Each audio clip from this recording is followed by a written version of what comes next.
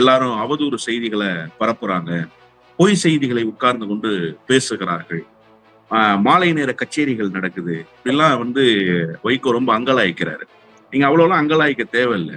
உங்க மகன்கிட்ட சொல்லுங்க எதை செய்யணும் எதை செய்யக்கூடாதுன்னு. துவக்க நிலையில் இந்த செய்தி வருகிற போது இதை மறுக்காமல் வரவேற்று மகிழ்ந்தது யார்? உங்களுடைய மகன் துரை. துரை வரவேற்று மகிழ்ந்த செய்தி வெளியில் வந்தது. எனவே இந்த செய்தியில் உண்மை இருப்பதாக ஊடகங்கள் பேசியது. பாஜக உறுப்பினர்கள்ட்ட போய் நீங்க கையெழுத்து வாங்கியிருக்கீங்க. சரி, தமிழ்நாட்டில் இருக்கிற 40 எம்பிட்ட எத்தனை எம்பிட்ட கையெழுத்து வாங்குனீங்க? எதுக்காக இந்த நாடகம்? 60 எம்பி கையெழுத்து போட்டாங்க. 60 பேர்ல ஒருத்தர் கூடவா உங்க கூட பிரதமரை சந்திக்க வரல? இல்ல நீங்க பிரதமரை சந்திக்கிறதுக்கு கூப்பிடலையா? அப்ப பிரதமரை சந்தித்ததனுடைய நோக்கம் என்ன? ஏன் தனி ஆளா போறீங்க? இத்தனை நாளா உரிமை கோராம இப்ப கோருவதற்கு பின்னால் ஒரு ஹிடன் அஜெண்டா இருக்கு. அந்த ஹிடன் அஜெண்டா திமுக கூட்டணியிலிருந்து வெளியேறி பாஜக அதிமுக கூட்டணிக்கு போவதற்கு ஏதோ ஒருவித பேச்சுவார்த்தை நடக்கிறது என்பதை யாரும் உணராமல் இருக்கிறார்கள் அவரே நினைச்சுக்கிறாரு. ஊர் பூரா சொல்லிட்டான் பிஜேபியோட பேச்சுவார்த்தை நடத்தியாச்சு, போக போறாங்க, புள்ள ஒன்றிய அமைச்சர் ஆக போறாரு அப்படின்னு ஊர் பூரா சொல்லிட்டாங்க. நீங்க பிஜேபிக்கு உறுதியா போக போறீங்கிற செய்தி தான் நம்ப தகுந்த செய்தியாக எல்லா பக்கத்திலும் இருக்கு. அதுக்கு நீங்களே எங்க அப்பா கிட்ட போனா நடந்துருமா? நான் சொன்னாதான் மந்திரி கேட்பான், நீங்க சொன்னா எங்க அப்பா சொன்னா கேட்டுருவாங்களா? கேட்க மாட்டாங்க. இப்படி பேசி இருக்காரு. இல்லன்னு சொல்லுங்க, சாட்சியோட கொண்டு வந்து நிரூபிச்சிருவாங்க. ஹீரா நந்தினின்னு ஒரு அபார்ட்மெண்ட் இருக்கு சார், ஈசிஆர்ல, ஈஸ்ட் கோஸ்ட் ரோட்ல. ஒரு அபார்ட்மெண்ட்டுடைய விலை 35 கோடி ரூபாய். அதுல 2 அபார்ட்மெண்ட் வச்சிருக்காரு வைகோவினுடைய மகன், அபிடேவிட்ல போட்டிருக்காரு. அப்ப 35 கோடி ரூபாய்னா 70 கோடி ரூபாய் மதிப்புள்ள அபார்ட்மெண்ட்ல இருக்கிற சொத்து உங்களுக்கு எப்படி வந்துச்சு? கேட்கலாம்ல, எப்படி சார் வந்துச்சு? அரண்சை நேயர்களுக்கு வணக்கம். நான் மதன் நெறிவலகன். நமது சிறப்பு விருந்தினர் வல்லம் பசீர் அவர்கள். நிறைய விஷயங்கள் வாதிக்க இருக்கிறோம், அவரை வரவேற்கலாம். வணக்கம். வணக்கம். வைகோ திமுக கூட்டணியில் இருந்து வெளியேறுகிறார் என்பதாக ஒரு செய்தி தொடர்ந்து வந்துகிட்டே இருக்குது. அதுல சந்தேகப்படும்படியாகவும் சில காட்சிகள் நடக்குது. துரை வைகோ பிரதமரை சந்திச்சார், 62 எம்பி கிட்ட கையெழுத்து வாங்கிட்டு போனாரு, அப்படியான பேச்சுகள் வருது. அதுல நிறைய பேர் பிஜேபி காரங்க அப்படிலாம் சொல்றாங்க. இந்த பக்கம் பார்த்தா அவர் முதல்வர் ஸ்டாலினை பார்த்துட்டு நாங்கள் கூட்டணியில் தொடர்கிறோம், ஊடகங்கள் வதந்தியில் பரப்ப வேண்டாம் அப்படிலாம் கேட்டுக்கொண்டார். எப்படி பார்க்கிறீங்க? ஊடகங்கள் ஏன் வதந்தியை பரப்ப போகிறார்கள்? நடப்பு செய்தியை சொல்வதுதானே ஊடகத்தினுடைய பணி. அந்த செய்தியை தானே ஊடகங்கள் சொல்லிக் கொண்டிருக்கிறார்கள். துவக்க நிலையில் இந்த செய்தி வருகிற போது இதை மறுக்காமல் வரவேற்று மகிழ்ந்தது யார்? உங்களுடைய மகன் துரை. துரை வரவேற்று மகிழ்ந்த செய்தி வெளியில் வந்தது. எனவே இந்த செய்தியில் உண்மை இருப்பதாக ஊடகங்கள் பேசியது. இதுதானே நடந்த சம்பவம். இப்ப நீங்க மகனை கண்டிக்காம என்ன செய்றீங்கன்னா ஊடகங்கள் மீது பாயிறீங்க. ஊடகங்கள்ல எல்லாரும் அவதூறு செய்திகளை பரப்புறாங்க, பொய் செய்திகளை உட்கார்ந்து கொண்டு பேசுகிறார்கள், மாலை நேர கச்சேரிகள் நடக்குது, இப்படிலாம் வைகோ ரொம்ப அங்கலாய்க்கிறாரு. நீங்க அவ்வளவுலாம் அங்கலாய்க்க தேவையில்லை. உங்க மகன்கிட்ட சொல்லுங்க எதை செய்யணும் எதை செய்யக்கூடாதுன்னு. இன்னைக்கு காலையில கூட அண்ணன் மல்லை சத்யா கலைஞர் அவர்களுடைய சமாதியில் மலர் வளையம் வைத்து அஞ்சலி செலுத்திட்டு சொல்றாரு, கட்சி உங்களுடைய கட்டுப்பாட்டிலே இல்ல, உங்களுக்கு வேண்டுமானால் அப்படி ஒரு எண்ணம் இருக்கலாம், திமுக கூட்டணியில் அங்கம் வகிக்கணும்னு சொல்லி, ஆனா உங்க மகனுக்கு அப்படிப்பட்ட எண்ணம் இருக்கா? அப்படிப்பட்ட ஒரு எண்ணம் இல்ல அப்படின்னு சொல்றாரு. இதுதானே பரவலாக எல்லோரும் பேசுகிற செய்தி. அவருடைய நடவடிக்கைகளும் அப்படித்தானே அமையுது. இந்த விவகாரம், இந்த மாணவரை மீட்டு கொண்டு வர வேண்டும், அவர் உள்ளிட்ட ஒரு மாணவனுடைய பெயர் சொல்றாங்க சரவணன் சொல்லி, அந்த மாணவன் உட்பட ரஷ்யாவில் படிக்கக்கூடிய மாணவர்கள் சிலர் ஆபத்தான சூழல்ல இருக்கிறாங்க, அவங்களை மீட்டு கொண்டு வரணும் அப்படின்றது ஒரு கோரிக்கை. நல்ல கோரிக்கை தானே? இல்ல, நியாயமான கோரிக்கை, அதுல ஒண்ணும் மாறுபட்ட கருத்து இல்ல. ஆனா அதுக்காக நீங்க எடுக்கிற அரசியல் இருக்குல்ல கையில, அது ஆபத்தா இருக்குன்னு சொல்றேன். என்ன அப்படின்னா, ஏற்கனவே கலாநிதி வீராசாமி இது குறித்து கடிதம் எழுதியிருக்கிறார். என்ன சொல்லுங்க, நான் அனுப்பிச்சு வைக்கிறேன். இன்னும் ஏராளமான நாடாளுமன்ற உறுப்பினர்கள் இது குறித்து குரல் கொடுக்கிறார்கள். அப்போ உங்ககிட்டயும் குரல் கொடுங்க அப்படின்னு சொல்றாங்க. ஆனா நீங்க என்ன பண்றீங்க அப்படின்னா, இந்த விவகாரத்தை அரசியல் லாப நஷ்ட கணக்குக்காக கையில எடுக்கிறீங்க. இது ஒரு சாதாரண விஷயம். நீங்க போய் மோடியை சந்திச்சப்ப மோடி என்ன சொன்னாருன்னு இவர் சொல்லியிருக்காரு. யாரு? துரை என்ன சொல்றாருன்னா, மோடி சொன்னாரா ஏற்கனவே அது விஷயமா நான் உத்தரவுகளை பிறப்பிச்சுட்டேன், வேலைகள் நடந்துகிட்டு இருக்குன்னு சொன்னாராம். அப்புறம் ஏன் நீங்க பார்க்க போனீங்க? அவர் தான் சொல்றாரு, கன்ஃபெஷன் ஸ்டேட்மெண்ட் கொடுக்குறாரு துரை, ஏற்கனவே வேலை நடந்துகிட்டு இருக்குன்னு என்கிட்ட சொல்லிட்டாருன்னு. ஏற்கனவே நீங்க கடிதம் எழுதிட்டீங்க, தாயகத்துல கூப்பிட்டு வச்சு ஒரு நாடகத்தை அரங்கேற்றீங்க. என்னமோ இதுக்காக ஒரு பெரிய அந்த மீடியா வந்துட்டீங்களா, இவர் வந்துட்டீங்களா, சோனி மேக்ஸ் வந்துட்டீங்களா, பிபிசி வந்துட்டீங்களா, ஐபிசி வந்துட்டீங்களா, எல்லாரும் வந்துட்டீங்களா அப்படின்னா, என்ன சார், என்ன யாருமே செய்யாத பணியை நீங்க செஞ்சிட்டீங்களா? இதற்கு முன்பு எத்தனையோ பேரை மீட்டு கொண்டு வந்த நாடாளுமன்ற உறுப்பினர்கள் பலர் இங்கே இருக்கிறார்கள். இது எல்லோரும் செய்யக்கூடிய பணிதான். இது இந்திய தூதரகத்தின் மூலமாக செய்ய வேண்டிய பணி. நாடாளுமன்ற உறுப்பினர்கள் பரிந்துரைப்பார்கள். நானே வெளிநாடுகள்ல பல நேரங்கள்ல இந்த மாதிரி இக்கட்டான சூழலில் மாட்டி இருப்பவர்களை பல்வேறு நபர்கள் கேட்டுக்கொண்டதற்கு நாங்க செய்திருக்கிறோம். கடந்த காலத்துல உடலை அனுப்பி வச்சிருக்கோம். சிக்கலில் இருக்கக்கூடிய தமிழர்களை நாடு திரும்புவதற்கு ஏற்பாடு செய்திருக்கோம். இத செயல்படுத்துவதற்காகவே திராவிட முன்னேற்ற கழகம் NRTIன்னு ஒரு அமைப்பையே நடத்துது உலகம் முழுமைக்கும். அந்த அமைப்பு ரொம்ப தெளிவா இந்த வேலைகளை செய்துட்டு இருக்காங்க. செந்தில்குமார் MP இருந்து அதை கைட் பண்ணாரு. அப்புறம் MM அப்துல்லா MP வந்து அதை கைட் பண்ணாரு. இப்படி ஒரு கட்டமைப்பையே திமுக வச்சிருக்கு. இதற்குண்டான வேலைகளை செய்து திமுக ஒரு குழுவையே அனுப்பிச்சு இந்த போர்க்காலத்துல என்ன பிரச்சனைங்கிறத போய் பாருங்க, என்ன செய்யணும் தமிழர்களுக்குன்னு சொல்லி வார் ரூம் அலாட் பண்ணி இந்த நம்பர்ல நீங்க தொடர்பு கொண்டு பேசலாம்னு சொல்லி அண்ணன் TRP ராஜா, MM அப்துல்லா, செந்தில்குமார் இப்படி பல பேர் கொண்டுற ஒரு குழுவை நியமிச்சு அந்த குழு இதற்கான பணியெல்லாம் செஞ்சாங்க. இப்போ இந்த விவகாரத்தை பொறுத்த வரைக்கும் நீங்க முழுக்க முழுக்க ஒரு அரசியலை கையில எடுத்திருக்கீங்க. அதுல என்ன ரொம்ப முக்கியமா பேச வேண்டியதுன்னு சொன்னா, பாஜக உறுப்பினர்கள்ட்ட போய் நீங்க கையெழுத்து வாங்கியிருக்கீங்க. சரி, தமிழ்நாட்டுல இருக்கிற 40 MP எத்தனை MP கையெழுத்து வாங்குனீங்க? எத்தனை MP நீங்க கையெழுத்து வாங்குனீங்க? ஏன் நீங்க எல்லா MP கிட்டையும் கையெழுத்து வாங்கல? அதை கூட விட்டுருவோம். 60 MP கிட்ட நீங்க கையெழுத்து வாங்கி கொண்டு போய் கொடுக்குறீங்க. எதுக்காக இந்த நாடகம்?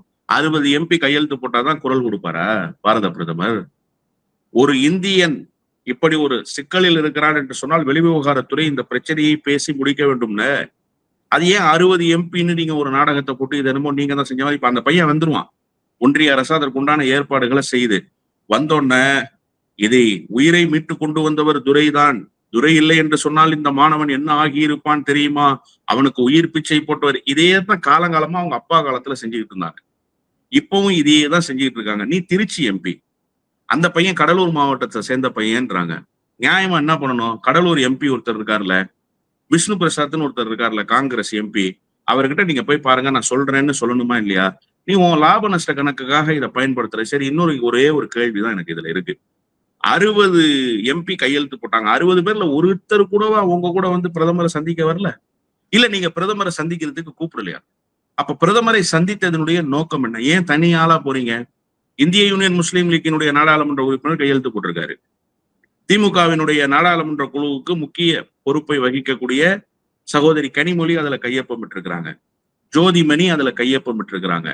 கங்கனா ரணாவத் கூட அதுல கையெழுத்து போட்டிருக்குன்னு நான் பார்த்தேன். அப்புறம் அந்த தேஜஸ்னு ஒருத்தர் ஒரு MP இருக்கிறாரு இல்லையா, அவரு பாஜக MP. இவங்களை யாரையுமே கூட்டு போகாம நீங்க ஏன் சார் இண்டிவிஜுவலா போறீங்க? இப்ப கையெழுத்து மட்டும் 60 பேர். அண்ணா ஆர் ஆசா கையெழுத்து. அண்ணா ஆர் ஆசாவுக்கு தெரிஞ்ச டெல்லி லாபியோட உங்களுக்கு கூடுதலா தெரிஞ்சிச்சா? அவரு போய் பிரதமர்கிட்ட வைக்கிற கோரிக்கையோட நீங்க இன்னும் பவர்ஃபுல்லான ஒரு கோரிக்கையை வச்சிட முடியுமா? உங்களுக்கு தெரியுமா டெல்லியில யாருக்காவது? அப்போ இதுக்குள்ள ஒரு ஹிடன் அஜெண்டா இருக்கு. நாடாளுமன்றத்தில் பாஜக உறுப்பினர்களை ஒன்று திரட்டி இப்ப வந்த பிறகு பாருங்களேன், நான் மேற்கொண்ட முயற்சியால் மோடி அவர்கள் இந்த சிக்கலை தீர்த்து வைத்தார். மோடி அவர்களுக்கு நன்றி. அப்ப மோடியினுடைய புகழ பரப்புற வேலைக்கு நீங்க கருவியாக பயன்படுத்தப்படுறீங்க. இப்போ உங்க மீது வைக்கிற குற்றச்சாட்டுகள் அப்படியே உயிர் போடுதானே இருக்கும். அப்ப இந்த முயற்சியை நீங்க செய்ய வேண்டியதனுடைய நோக்கம் என்ன? அவர் வந்து தமிழ்நாட்டின் ஒரு பிரதிநிதியாக ஒரு தொகுதியோட MP-யாக இருந்தாலும் சரி, தமிழ்நாட்டின் பிரதிநிதியாக தான் அவர் இருக்கிறாரு. ஏதோ ஒரு மாணவன் பாதிக்கப்பட்டாலும் அவனுக்காக நம்ம குரல் கொடுக்கணும் அப்படின்னு ஒரு முயற்சி எடுத்திருக்கிறார். ஆனா இதை வந்து அவர் வந்து பிஜேபி கூட்டணிக்கு போயிடுவாங்க, அங்க வந்து அமைச்சர் பதவி தரப்போறதா சொல்றாங்க, கேபினெட் அமைச்சர் தரப்போறதா சொல்றாங்க. இந்த பக்கம் திமுக கூட்டணியில இருந்து ஒரு கட்சி எங்களோட பேச்சுவார்த்தை நடத்திக்கிட்டு இருக்கிறாங்க, வரப்போறாங்க அப்படின்னு சொல்லி எல்முருகன் போன்றவர் பேசுறது, இதெல்லாம் நல்லாவா இருக்குது? அது என்ன, ஏன் இப்படி? பிஜேபி அவங்க ஒரு காரியமா ஒண்ணு செய்யறாங்க, அவங்களுக்கு ஒரு நோக்கம் இருக்குது அப்படின்னா இந்த தரப்பில் இருப்பவர்கள் கூட அவரை வந்து தள்ளி விட்டுருவீங்க என்பதாக ஒரு விமர்சனமும் வருது. இல்ல, தள்ளி விட வேண்டிய எந்த அவசியமும் இல்லை. இது இங்க எக்ஸ்ட்ரா லக்கேஜ்னு நினைச்சாதான் தள்ளி விடணும். எக்ஸ்ட்ரா லக்கேஜ்னு நினைக்கிறாங்களா? அது திமுக தான் பதில் சொல்லணும். ஆனா அதே நேரத்துல நீங்க என்னவா வெளிப்படுறீங்க? உங்களுடைய பொதுக்குழுவுல ஒரு தீர்மானத்தை நீங்க நிறைவேற்றுறீங்க, 12 தொகுதி கேட்போம் அப்படின்னு சொல்லி. எந்த கட்சியாவது பொதுக்குழுல இத்தனை இடத்துல போட்டியிடுவோம்னு தீர்மானம் போடுமா? இன்னொன்னு, இப்போ 8 இடங்கள்ல நீங்க அந்த ஆர்ப்பாட்டம் குறித்த விளக்க கூட்டங்களை நடத்த போறீங்க. நீங்க கடந்த காலத்துல செய்திருக்கிற சாதனைகளை. அப்ப அந்த 8 தொகுதியை நீங்க மையப்படுத்துறீங்க. கடையநல்லூர் ஒரு தொகுதி, கம்பம் ஒரு தொகுதி, திருவான்மையூர் வேளச்சேரியினுடைய தொகுதி, அதே போல தூத்துக்குடி மாவட்டத்துல தொகுதி. இப்படி தொகுதிகளை போக்கஸ் பண்ணி, கும்பகோணம் ஒரு தொகுதி, தொகுதிகளை போக்கஸ் பண்ணி நீங்க போறீங்க. செப்டம்பர் 15 அண்ணா பிறந்த நாளுக்கு மாநாடு ஏற்கனவே அறிவிச்சிட்டீங்க. இப்ப திடீர்னு இப்ப ஏன் இந்த குறிப்பிட்ட மாவட்டங்கள்ல குறிப்பிட்ட தொகுதிகளில் மையப்படுத்தி நீங்க இப்ப ஒரு கூட்டத்தை நடத்துறீங்க? அப்ப அதனுடைய நோக்கம் என்ன?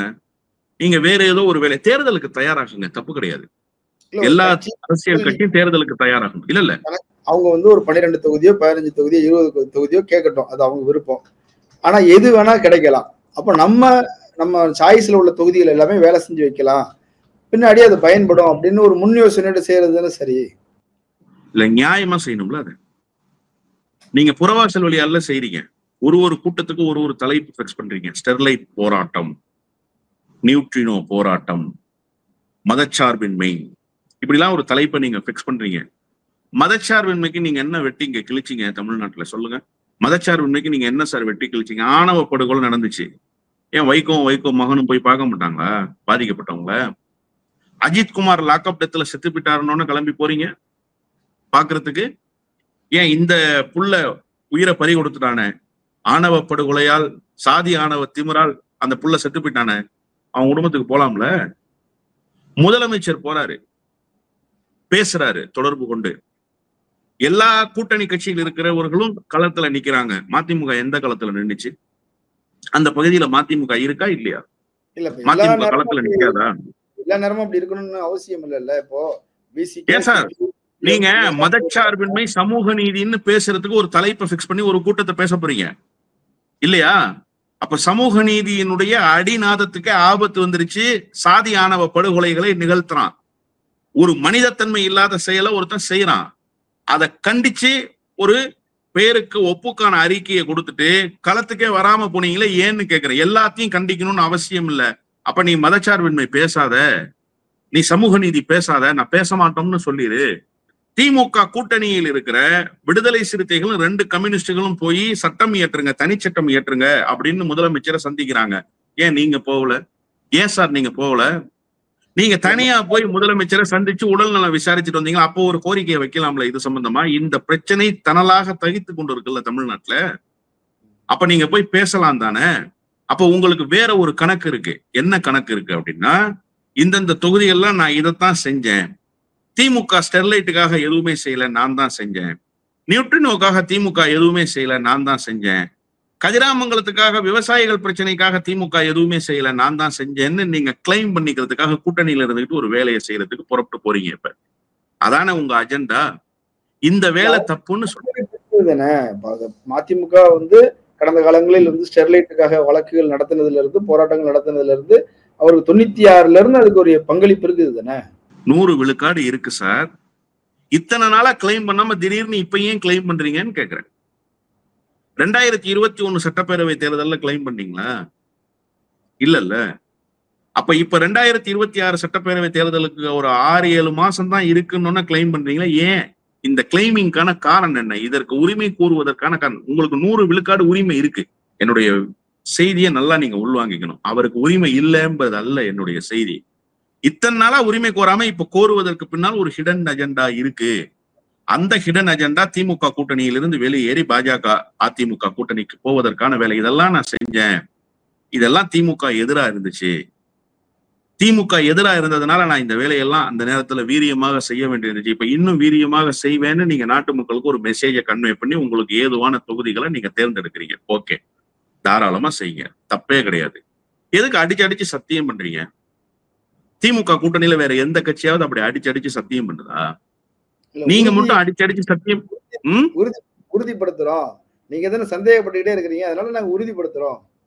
நீங்க இதுக்கு முன்னாடி பண்ண சத்தியம்லாம் எத்தனை சத்தியம் இருக்கு தெரியுமா? சத்தியத்தோட லிஸ்ட் போட்டோம்னா சத்தியமே செத்துரும். அந்த சத்தியம் பண்ணிருக்கீங்க நீங்க. 2006ல நீங்க பண்ண சத்தியம், 2001ல நீங்க பண்ண சத்தியம், என் மகன் தோற அரசியலுக்கே வரமாட்டான்னு தாயகத்துல இருக்கிற டேபிள போட்டு அடின்னு அடிச்சு நீங்க பண்ணின சத்தியம். அதன் பிறகு என் வீட்டுல இருந்து யாரும் அரசியலுக்கே வரமாட்டாங்கன்னு நீங்க பண்ணின சத்தியம். இப்படி எத்தனை சத்தியம்? வேட்பாளராக நிறுத்த போறீங்களா? இல்ல என் மகனை நான் வேட்பாளராக நிறுத்த மாட்டேன், யாரோ ஒரு தொண்டனுக்கு அந்த வாய்ப்பு தரப்போறேன் அப்படின்னு சொல்லி நீங்க பண்ணுன சத்தியம். இப்படி எத்தனை சத்தியம் சார்? 2016 நீங்க பண்ண சத்தியம், 2016 நீங்க பண்ண சத்தியம், எத்தனை சத்தியம் இருக்கு? ஏதாவது ஒரு சத்தியமாவது சத்தியமாயிருக்கா? எல்லாம் அசாத்தியமாயிருச்சு. அப்ப அதுதான் இங்க சந்தேகமே வருது. நீங்க திரும்ப திரும்ப முதலமைச்சர் செல்கிற சாலையில் நின்று கொண்டு சொல்கிறேன், நீ முதலமைச்சருக்கு பக்கத்துல நின்றுகிட்டு சொன்னாலே இப்ப நம்புறதுக்கு யாரும் தயாரா இல்ல, நீ முதலமைச்சர் போற சாலையில வேற நின்றுகிட்டு சொல்றேன்ற. இப்ப இதுதான் பிரச்சனையே இங்க. அப்போ ஏதோ ஒரு வித பேச்சுவார்த்தை நடக்கிறது என்பதை யாரும் உணராமல் இருக்கிறார்கள்னு அவரே நினைச்சுக்கிறாரு. ஊர் பூரா சொல்லிட்டான், பிஜேபியோட பேச்சுவார்த்தை நடத்தியாச்சு, போக போறாங்க, புள்ள ஒன்றிய அமைச்சர் ஆக போறாரு அப்படின்னு ஊர் பூரா சொல்லிட்டான். இவர் என்ன நினைச்சுக்கிட்டாருன்னா, பூனை கண்ணம் முன்னா உலகம் இருண்டு போயிடும்னு நினைச்சிடுவாரு. நம்ம இப்படி எல்லாம் பேசுறதுனால எல்லாரும் நம்மளதான் நம்புறாங்கன்னு. கண்ணை முழிச்சு பாருங்க வைகோ, உலகத்துக்கு வாங்க, வெளி உலகத்துக்கு வாங்க. பையன் ஒண்ணுங்களை ஹவுஸ் அரெஸ்ட் பண்ணி வச்சிருக்கிறதுனால வீட்டுல இருந்துகிட்டு எதுவுமே தெரியாமலே இருக்கீங்க. பாவம், வெளி உலகத்துல என்ன நடக்குதுன்னே உங்களுக்கு தெரியல. என்ன பேசுறான்னா, நீங்க பிஜேபிக்கு உறுதியா போக போறீங்கிற செய்தி தான் நம்ப தகுந்த செய்தியாக எல்லா பக்கத்திலும் இருக்கு. அதுக்கு நீங்களே ராம்தாஸ் அத்வாலேவினுடைய கோரிக்கையை ஏத்துக்கிட்டு வந்துட்டீங்க. நாடாளுமன்றத்தினுடைய போர்வால், திராவிட இயக்கத்தினுடைய போர்வால் ராம்தாஸ் அத்வாலே பேசிய பேச்சுவார்த்தைக்கு எந்தவித மறுப்பும் தெரிவிக்காமல் நாடாளுமன்றத்திலிருந்து விடை பெற்று வந்துருச்சு. அந்த பேச்சுவார்த்தை அப்படியே உயிர்ப்போடு இருக்கு. வாங்கன்னு கூப்பிட்டாரு, இவர் வரலன்னு சொல்லணும்ல. பிரேமலதா கூட சொல்லிருச்சு, சார் நாங்க ஜனவரியில முடிவெடுப்போம்னு. ஒரு எம்பி சீட்டு தரோம்னு சொன்னாரு எடப்பாடி பழனிசாமி, வெயிட் பண்ண ஜனவரியில முடிவெடுத்து சொல்றேன்னுச்சு. நீ அதையாவது சொல்லியிருக்கணும்ல நாடாளுமன்றத்துல. வெயிட் பண்ணி நான் பேசி முடிவு எடுத்துட்டு சொல்றேன்னா சொல்லிட்டு வந்திருக்கணும்ல. கலகலகலகலன்னு சிரிச்சுட்டு ஒரே மகிழ்ச்சியோட நான் பபாய் சொல்லிட்டு வந்துட்டேன். பாத்தீங்களா, மாற்று கட்சியில் இருப்பவர்கள் கூட என்னை விலை பேசுறான். ராசாவை விலை பேசுறானா எவனாவது? திருச்சி சிவாவை எவனாவது விலை பேசுறானா? தயாநிதி மாறனை விலை பேசுறானா? சு வெங்கடேசனை யாராவது விலை பேசுறானா? வாங்க அப்படின்னு கூப்பிடுறானா? யாராவது பேசிட முடியுமா? நவாஸ் கனி, இந்திய யூனியன் முஸ்லீம் லீக் யாராவது விலை பேசுறானா? உன்னை விலை பேசுறான்னா என்ன அர்த்தம்? நீ விலை பேசினா படிஞ்சிருவேன்னு அவனுக்கு தெரிஞ்சிருக்கு, அதனால உன்னை விலை பேசுறான். புரியுதா உங்களுக்கு? நீங்க டிமாண்ட் எனக்கு இருக்கு, என்ன எதிர்கட்சிகள் கூட கூப்பிடுறான் அப்படி நினைக்க கூடாது. காரணம் என்னன்னா, இந்த பொருளை வாங்கவே முடியாதுன்னா அந்த பொருளுக்கு யாரும் விலை கேட்க மாட்டாங்க. இது வாங்கிடலாம், ஈஸியா கிடைக்கிற பொருள் தான் இதுன்னா எல்லாருமே சொல்லுவோம். 50 பைசா தரேமா, 1 ரூபா தரேமா, 2 ரூபா தரேமா, கடைசியில ஒரு 5 ரூபா கொடுத்து ஒருத்தன் வாங்கிட்டு போயிடுவான். அந்த கதை இந்த கதை. அதனால நீங்க ஒன்னும் பெருசா நினைச்சுக்க கூடாது. பாஜகவை நோக்கி நீங்கள் நகருகிறீர்கள். கடந்த காலத்தில் தன்னுடைய கட்சிக்காரர்களை எம்பி ஆக்கி இருக்கிறார், அமைச்சராக்கி இருக்கிறார், அமைச்சராக்கி அழகு பார்த்தேன் என்றெல்லாம் அவர் சொல்றாரு. அவர் ஒருபோதும் பதவிக்கு ஆசைப்பட்டவர் அல்ல. அப்படிலாம் அவருக்கு ஒரு பின்னணி இருக்கும்போது அவர் பையன் மட்டும் அப்படி ஆயிடுவாரு, அதுக்காக விலை பெறுவாருன்ற ஒரு கருத்துருவாக்கம் சரியா? சூப்பரா ஒரு கேள்வி கேட்டீங்க சார், அருமையான கேள்வி. என்ன சொன்னீங்க? வைகோ தன்னுடைய கட்சியில எல்லாரையும் அடிப்படை தொண்டர்களை எம்பி ஆக்கியிருக்காரு, மந்திரி ஆக்கியிருக்காரு, எல்லாம் பண்ணியிருக்காரு, அப்படித்தானே? சிவகாசியில வைகோவுக்காக சீட்டு கொடுத்தாங்க 2004. 4 தொகுதி: வந்தவாசி, பொள்ளாச்சி, சிவகாசி, திருச்சி. சரியா? அப்போ சிவகாசி தொகுதியில இவர் தான் நிக்க போறாரு. ஆனா அவர் நிக்கல. அவர் நிக்கிற வாய்ப்பை ஒரு தொண்டனுக்கு கொடுத்தாரு. அந்த தொண்டனுக்கு பெயர் சிப்பிப்பாறை ரவிச்சந்திரன். வச்சுக்கோங்க. 2004 முடிஞ்சிச்சா? 2016 எம்ஜிஆர் நகர்ல வேட்பாளர் அறிமுக கூட்டம். கீழே நாங்கெல்லாம் நின்றுகிட்டு இருக்கோம். மேடையில தொகுதி பட்டியலை அறிவிக்கிறாரு. இந்த தொகுதி இவர் நிக்கிறாரு, அந்த தொகுதி அவர் நிக்கிறாரு. கடைசியாக கோவில்பட்டி அப்படின்னு கோர்ட்ல தபாலி சொல்ற மாதிரி 3 முறை சொல்லி, அடியேன் வைகோன்னா நாங்கெல்லாம் வேட்டியை மண்டிச்சு கட்டி, தலைவர் நிக்கிறாரா கோவில்பட்டியில அப்படின்னு பின்னாடி போய் ஒரே பட்டாசு வெட்டி, மாலை, மரியாதை, விசில் சவுண்டு. அன்னைக்கு எம்ஜிஆர் நகர் கிழிஞ்சிருச்சு 2. நான் முதல் நாள் போன் பண்றேன், மாமா நாடாளுமன்றத்தில் ஒலித்த உங்களுடைய குரல் சட்டப்பேரவையில் ஒலிக்கணும், செஞ்சாஜ் கோட்டை நடுங்க வேண்டும், அதற்கு என்னுடைய மனம் நிறைந்த வாழ்த்துக்கள். ரொம்ப மகிழ்ச்சி, உலகத் தமிழர்கள் எல்லாம் வாழ்த்துறாங்க, உங்களுடைய வாழ்த்து எனக்கு மகிழ்ச்சி, நாளைக்கு காலையில வேட்புமனு தாக்கல் செய்ய போறேங்கிறாரு. போய் வேட்புமனுவை தாக்கல் செஞ்சாங்க. யாருக்கு? வைகோவுக்கு இல்ல, ஒரு ஏழை தொண்டன் விநாயகா ரமேஷ், கட்சியினுடைய தொண்டன். ஏழை தொண்டனா சொல்ற, அவர் பெரிய கோடீஸ்வரர். கட்சியினுடைய தொண்டன் விநாயகா ரமேஷுக்கு, யாருக்கு? வைகோவுக்கு கொடுக்கப்பட்ட வாய்ப்பை 2 முறை தன்னுடைய தொண்டனுக்கு கொடுத்துட்டாரு. இப்போ 2021 KKSSR சொன்னாருன்னு இவரே பேசினார் மேடையில. யாரு? வைகோவினுடைய செல்வ புதல்வர். கொள்கை நெறி தவறாமல் அரசியலில் வளர்ந்து வருகிற நேர்மையாளர் துரை என்ன சொன்னாருன்னா, துரை உனக்கு தான் கொடுத்துருக்கேன், புரியுதா? சாத்தூர் நீ தான் நிக்கணும், நீ நிக்காம போனேன்னா நான் வேற ஆளை போட்டுருவேன் தளபதிட்ட சொல்லி, அதனால உனக்கு தான் தரேன். அண்ணன் சரிண்ணே சரிண்ணே, என் மேல ரொம்ப பாசமா இருப்பார் அண்ணன் KKSSR. யாரு இதெல்லாம் அப்படி சொன்ன கதை. அதனால எனக்குன்னு கொடுத்தாங்க, நான் ஒரு தொண்டனுக்கு கொடுத்துட்டேன். யாரு? ARR doctor Raghuraman. இப்ப அப்பா 2 தடவை வாய்ப்பு, தனக்கு வந்த வாய்ப்பை கொடுத்தாரு. மகன் தனக்கு வந்த வாய்ப்பை ஒரு தடவை கொடுத்தாரு. இவர் 2021 நிக்கணும்னு சொல்லி நிலையா நின்னாரு. நீ கட்சிக்குள்ளரே வரல, எப்படி நிக்க முடியும்னு அவைத்தலைவரா இருந்த அண்ணன் துரைசாமி கேட்டாரு. அதனாலதான் அவர் எலெக்ஷன்ல நிக்கல. அது உள்ளார நடந்த கதை, அதை வெளியில சொல்ல மாட்டாங்க. ஒரு தொண்டனுக்கு கொடுத்துட்டேன்னு வாய்ப்பு சொல்லுவாங்க. இப்ப இந்த 3 முறையும் வாய்ப்பு நாயுடு சமூகத்துக்கு மட்டுமே கொடுத்தீங்களே, இந்த தொண்டை நாயுடு சமூகத்தை சார்ந்தவனாக மட்டுமே இருக்கான அந்த கட்சியில, ஏன் ஏனைய சமூகத்துல யாருமே இல்லையா? அது எப்படி சார்?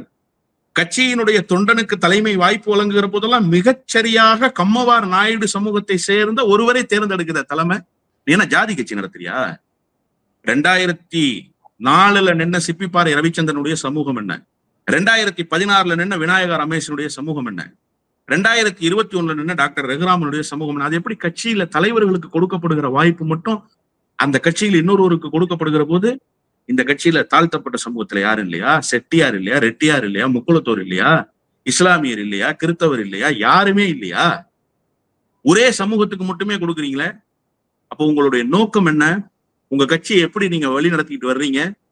இதெல்லாம் தமிழ்நாட்டு மக்கள் கேட்கிறாங்க, காரி உமிழ்கிறார்கள் தமிழ்நாட்டு மக்கள். நீங்கள் கடந்த காலத்துல செய்திருக்கிற அரசியலை. பட்டியல் சாதியை சேர்ந்தவர், அவர் தான் கட்சியுடைய பெரிய பொறுப்புல இருக்கிறாரு. அப்படின்னும் போது அவர் அதுக்குரிய வாய்ப்புகளை வழங்கி தானே வந்திருக்கிறாரு.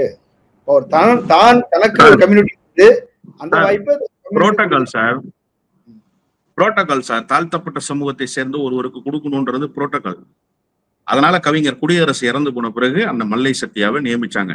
நீங்க மல்லை சத்யாவுக்கு வாய்ப்பு கொடுத்தாருன்னு மட்டுமே சொல்றீங்களே, அந்த பேனல்ல இருந்த எல்லாரும் ஓடி போயிட்டாங்க. மல்லை சத்யா மட்டும் கடைசி வரைக்கும் உங்களோட நின்னாரு. அதையும் பேச மாட்டேங்கிறீங்க. 22 வருஷம் அந்த பேனல்ல வைகோட இருந்த ஒரே ஆளு. மதிமுக ஹிஸ்டரி 32 வருஷம் ஹிஸ்டரியில 22 வருஷம் அந்த பேனல்ல பயணிச்சவர். அவைத்தலைவர், துணை பொதுச் செயலாளர், பொருளாளர், அவைத்தலைவர். இந்த பேனல் இருக்குல்ல, வைகோட இருந்த எல்லாரும் ஓடி போயிட்டாங்க சார். நாசிரத்து துறை இறந்து போயிட்டாரு, துரபாலகிருஷ்ணன் இறந்து போயிட்டாரு, மாசிலாமணி கட்சியை விட்டு போயிட்டாரு, கண்ணப்பன் கட்சியை விட்டு போயிட்டாரு, பொன் முத்துராமலிங்கம் கட்சியை விட்டு போயிட்டாரு, எல் கணேசன் கட்சியை விட்டு போயிட்டாரு, செஞ்சி ராமச்சந்திரன் கட்சியை விட்டு போயிட்டாரு. இப்படி அந்த பேனல்ல இருந்த அவ்வளவு பேரும் கட்சியை விட்டு போயிட்டாங்க சார். வைகோவோடு பயணிக்கவே முடியாதுன்னு சொல்லி போயிட்டாங்க. ஆனா எல்லாவற்றையும் சகித்து கொண்டு, உங்களோடு சமரசம் பலவற்றை செய்து கொண்டு, தியாக உணர்வோடு களத்திலேயே நின்னாரு. நீங்க அவருக்கு இடஒதுக்கீடு அடிப்படையில் கொடுத்ததாக சொல்றீங்க. ஆனா அவர் மெரிட்ல ஓடி இருக்கார். அவர் ஓடினது இடஒதுக்கீட்டின் அடிப்படையில் இல்ல, மெரிட்ல ஓடி இருக்கார் சார்.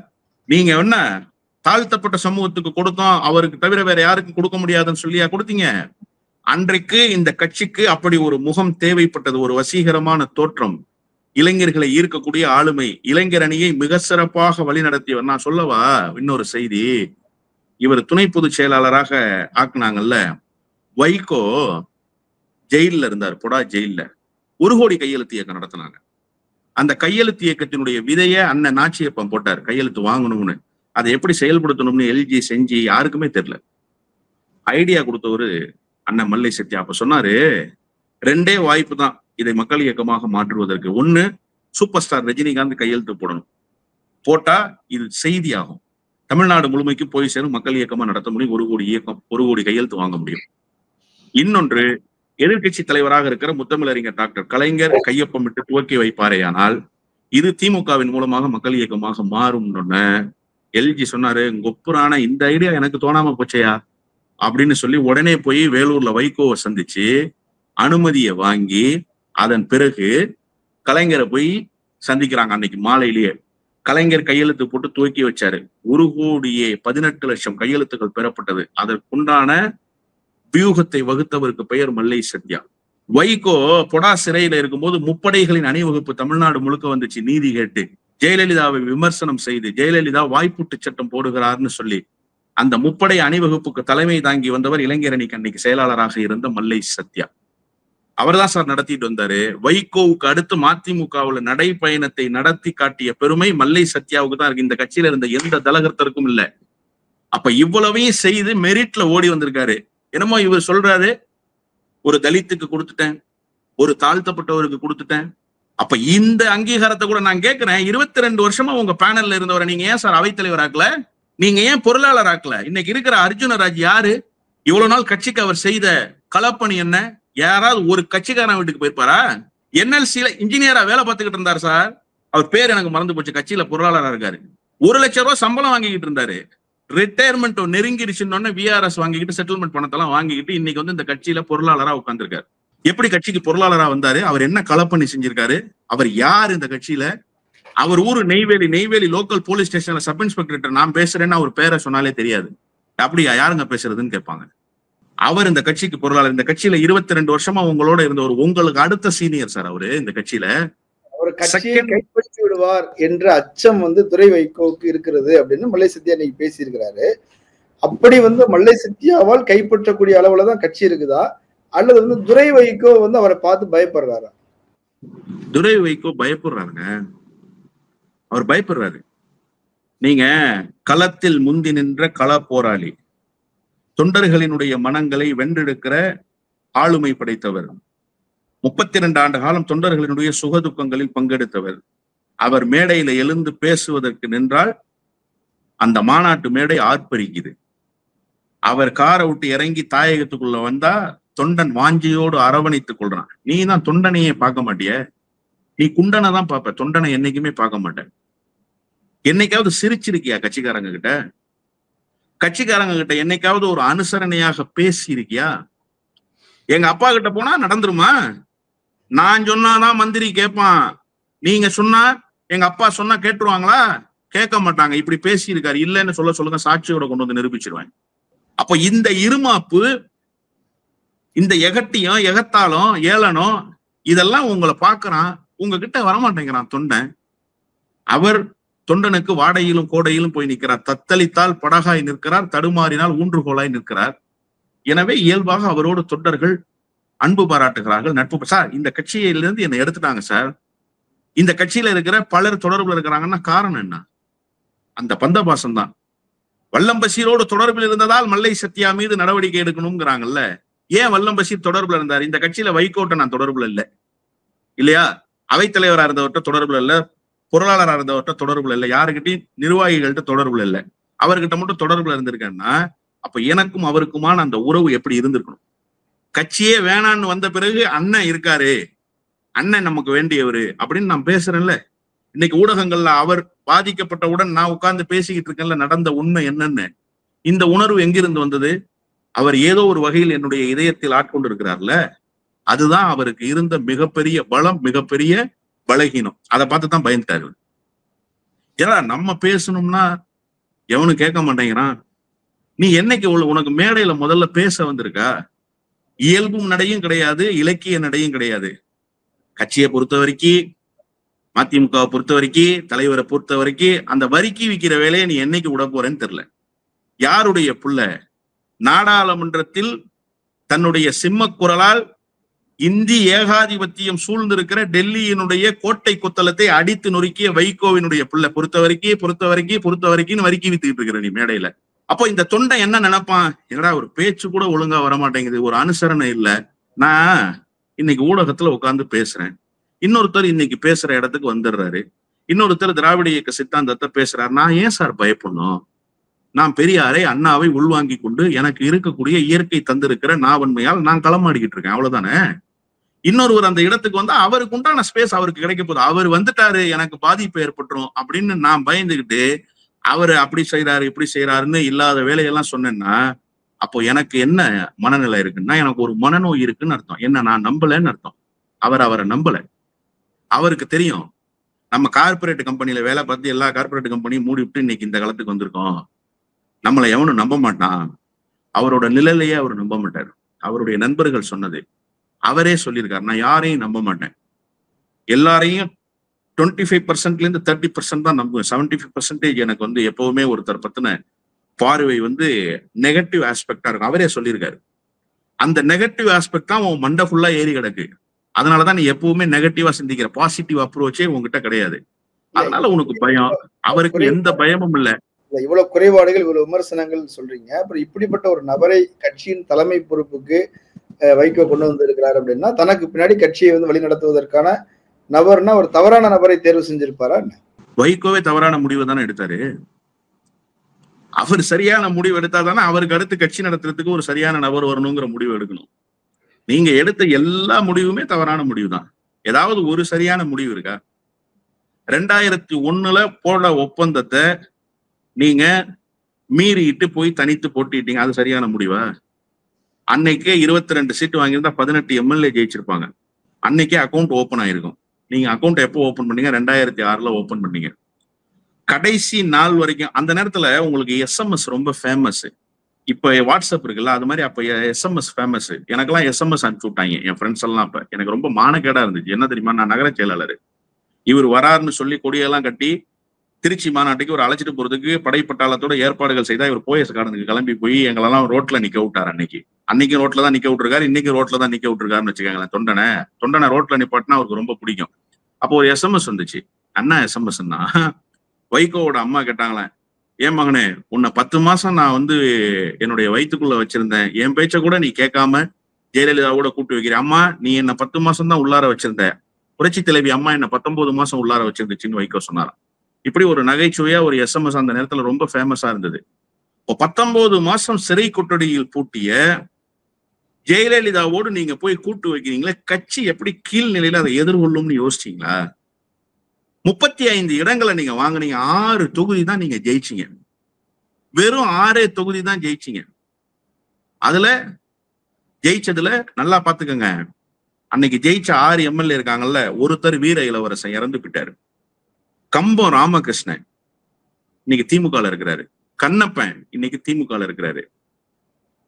அதுக்கப்புறம் இவரு ஞானதாஸ் எங்க இருக்காருன்னே தெரியல. ஞானதாஸ் எங்க இருக்காருன்னே தெரியல. சதன் திருமலைக்குமார் அன்னைக்கு எம்எல்ஏ, இன்னைக்கு அதே எம்எல்ஏவா இருக்காரு. இன்னொருத்தர் வரதராஜன் இன்னைக்கு எங்க இருக்கிறாருன்னே தெரியல கட்சியில. அன்னைக்கு 35 பேர் போட்டிக்கிட்டாங்கல்ல, அதுல புதூர் பூமிநாதன் இன்னைக்கு எம்எல்ஏ, அதே போல இவரு வந்து இன்னைக்கு எம்எல்ஏ, சதன் திருமலைக்குமார் இன்னைக்கு எம்எல்ஏ. மீதம் இருக்கிற 33 பேர் இருக்காங்கல்ல, அதுல மல்லை சத்யா, கராத்தே பழனிசாமி 2 பேரும் வைகோவை எதிர்த்து வெளியில வந்து நிக்கிறாங்க. துரையினுடைய அரசியல் வருகையை பொறுக்க மாட்டாமல் வெளியில வந்து நிக்கிறாங்க 2 பேரும். மீதம் இருக்கிற 32 பேரும் இன்னைக்கு கட்சியில இல்ல சார். இதான் சார் கட்சியோட நிலைமை. நம்ம வந்து சீமான சொல்றோம்ல, போன சட்டமன்ற தேர்தலில் போட்டியிட்ட யாருமே சீமான் கட்சியில இருக்க மாட்டான்னு. வைகோ கட்சியிலே அதான் நிலைமை. சட்டமன்ற தேர்தலில் போட்டியிட்ட ஒருத்தர் கூட இன்னைக்கு இல்ல. இப்ப பாருங்க, அண்ணன் சத்யா வெளியில இருக்காரு. 6 பேர் நின்னாங்கல்ல, அண்ணன் சத்யா வெளியில இருக்காரு. பல்லட முத்துரத்தன அண்ணன் திமுக போய் சேர்ந்துட்டாரு. 4 எம்எல்ஏ திமுக இருக்காங்க. மதிமுக அவங்கள சொல்ல முடியாது. நீங்க சொன்னீங்கன்னா தேர்தல் ஆணையத்துல கொண்டு போய் நாங்க அஃபிடவிட்ட போட்டுருவோம். சின்னப்பா யாரு? திமுக எம்எல்ஏ சார். உதயசூரியன் சின்னன் சார் திமுக உறுப்பினர் சார். அவரு பூமிநாதன் யாரு? ரகுராமன் யாரு? எல்லா திமுக உறுப்பினர்கள். அப்போ இந்த கட்சியை எந்த நிலைமைக்கு நீங்க வந்து கொண்டு போய் வச்சிருக்கீங்க பாருங்க. எனவே வைகோ எடுத்த எல்லா முடிவும் தவறான முடிவு தான். இந்த முடிவும் தவறான முடிவு தான். அவருக்கு புத்திர பாசம் கண்ணம் மறைச்சிருச்சு. எப்ப இந்த புத்திர பாசம் வந்துச்சோ அன்னைக்கே அவருக்கு முடிவு வந்துருச்சு, இந்த கட்சி இனிமேல் நடந்தாலும் சரி நடக்கலைனாலும் சரி மகன் கையில ஒப்படைச்சிருவோம். இப்ப நம்ம மட்டும் என்னத்தை நடத்தி கிழிச்சுட்டோம் அப்படிங்கிற அந்த மனநிலைக்கு அவர் வந்துட்டார். அதனுடைய வெளிப்பாடுதான் மகனை கொண்டு வந்துட்டு, சார் 100 விழுக்காடு நான் சொல்றேன், சொத்து தான் காரணம்.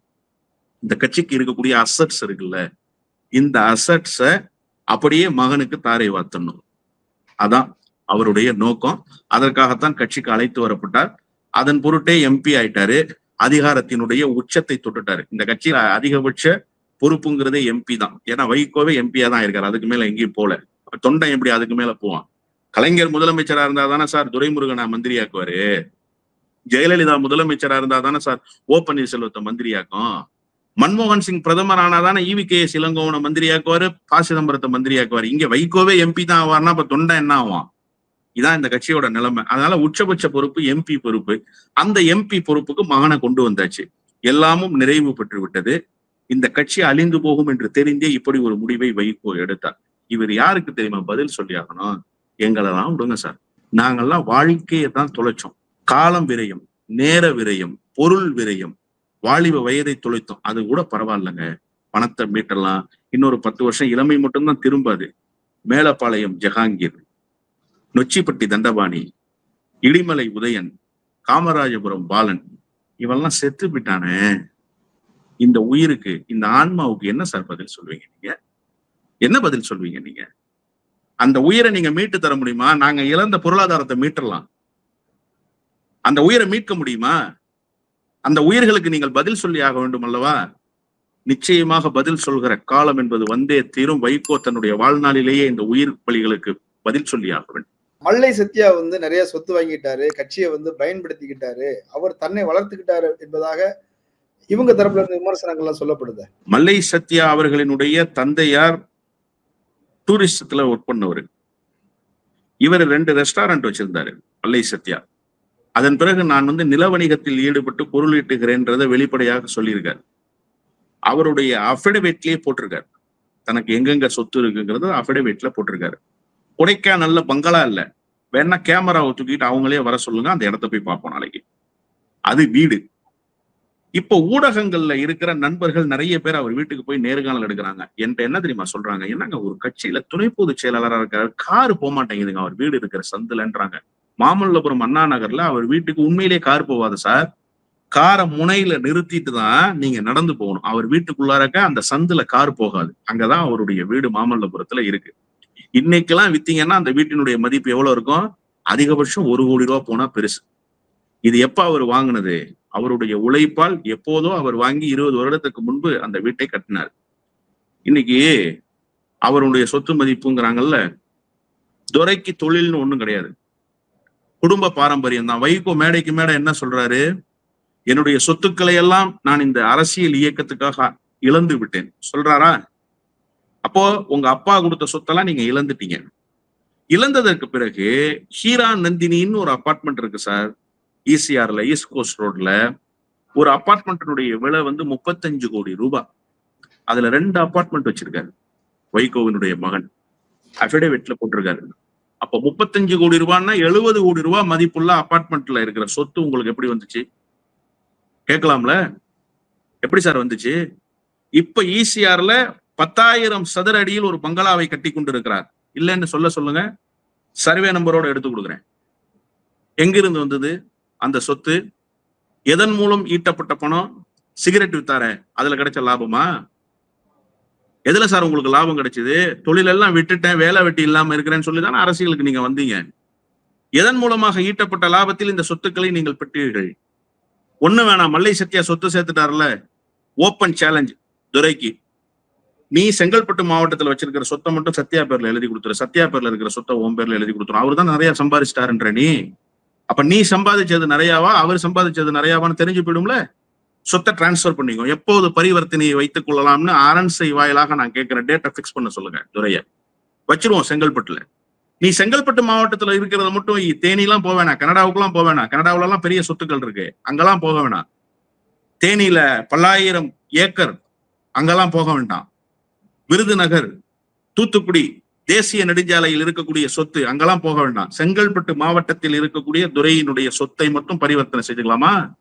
எங்கிருந்து வந்தது உங்களுக்கு இந்த பணம்? யாரிடமிருந்து பெறப்பட்ட பணம்? இதெல்லாம் பேசினா அம்பலப்பட்டு போயிடுவீங்க. எனவே இந்த கட்சியில் உண்மையும் நேர்மையுமாக உழைத்தவர்களுக்கு துரோகிப்பட்ட கட்டினீங்க, இப்ப கொள்ளையடிச்சிட்டாருங்கிற பட்டத்தை நீங்க கட்டுறீங்க. உழைத்து சம்பாதித்த பணத்தில் இந்த கட்சியை நடத்தியவர்கள் தான் இந்த கட்சியில் இருந்தார்களே தவிர, இந்த கட்சியை வைத்து 1 ரூபாய் சம்பாதிக்க முடியாதவர்கள் தான் இந்த கட்சியில் இன்றைக்கும் இருக்கிறார்கள். அந்த தொண்டனுடைய மனசை காயப்படுத்தாதீங்க. நீ ஒரு பூஷ்வா, நீ ஒரு பெரியண்ணன், நீ ஒரு மிராசுதார். உனக்கு களத்துல இருக்கிற தொண்டனுடைய வழி என்னன்னு தெரியாது, வேதனை என்னன்னு தெரியாது. அதனால நீ என்ன பண்ற? அவருக்கு அங்க சொத்து இருக்கு, இவருக்கு இங்க சொத்து இருக்குன்ற உன் சொத்தை நோண்டி எடுத்தோம்னா பல்லாயிரக்கணக்கான கோடி ரூபாய் சொத்துக்களை நீ சேர்த்து வைத்திருக்கிறாய் என்கிற உண்மையை நாட்டு மக்களுக்கு சொல்ல நேரிடும் என்பதைத்தான் இந்த நேரத்தில் அவருக்கு பதிலாக சொல்ல வேண்டியிருக்கிறது. நிறைய கருத்துக்கள் சொல்லியிருக்கிறீங்க, மக்கள் முன்னாடி இப்போ அவங்க பரிசீலிக்கட்டும். கலந்து கொண்டு கருத்துக்களை பகிர்ந்து நன்றி. நன்றி நேர்களே, மற்றொரு விருந்தினோடு மீண்டும் சந்திக்கலாம். நன்றி.